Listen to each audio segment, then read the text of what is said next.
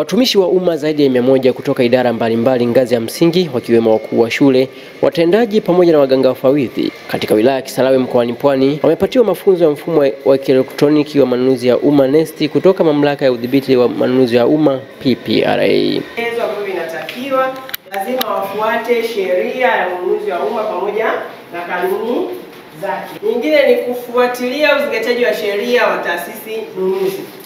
Kama nilivyosema mwanzo kwamba wakati mwingine tunakagua. Semina hiyo ambayo ni ya siku 3 inayolenga kuongeza uelewa wa kutumia mfumo wa NeST katika vituo vyao ili kuondokana na changamoto kadha wa kadha ambazo zilikuwa zikijitokeza hapo awali, kama anavyoeleza Bernadetta Mbawala, mtaalamu wa ununuzi na ugavi PPRA. Tumekuja kwenye halmashauri ya wilaya ya Kisarawe leo. Kilichotuleta hapa ni kwa ajili ya NeST Clinic. NeST Clinic, ukisema NeST Clinic ni nini? NeST Clinic ni kuja kuwahudumia wafanyakazi au watumishi wa umma wa ngazi za msingi. Tunaposema ngazi za msingi tunamaanisha elimu sekondari,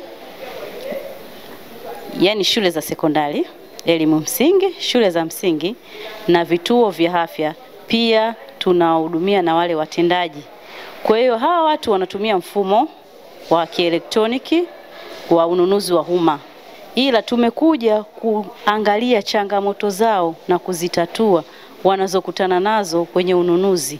Baadhi ya watumishi waliopatiwa mafunzo hayo wameeleza changamoto walizokuwa wakizipata hapo awali na namna mafunzo hayo yatakavyowasaidia katika kutumia mfumo wa NeST. Mafunzo ambayo tumeyapata, tunaamini washiriki wote ambao tumeweza kuhudhuria mafunzo haya tukiweza kupata mawasiliano, tukashirikiana na wadau kutoka PPRA, tukapata wale wadau kutoka halmashauri, wanaweza kutusaidia kwa asilimia kubwa sana katika kufanikisha manunuzi ya serikali katika mfumo. Imetufungulia kurasa mpya, kwa maana kwamba zile changamoto ambazo tulikuwa tunakutana nazo katika manunuzi kimsingi sasa hivi tumeshaziona jinsi zilivyo na tunaanza ukurasa mpya. Kwa hiyo tutafanya kazi zetu kwa weledi mkubwa sana, lakini pia kwa mujibu wa vigezo na masharti ambavyo vimewekwa na sheria ya manunuzi ya serikalini. Ni zamani ilikuwa ni changamoto kidogo kupata mzabuni mpaka umtafute au uulize au upige simu,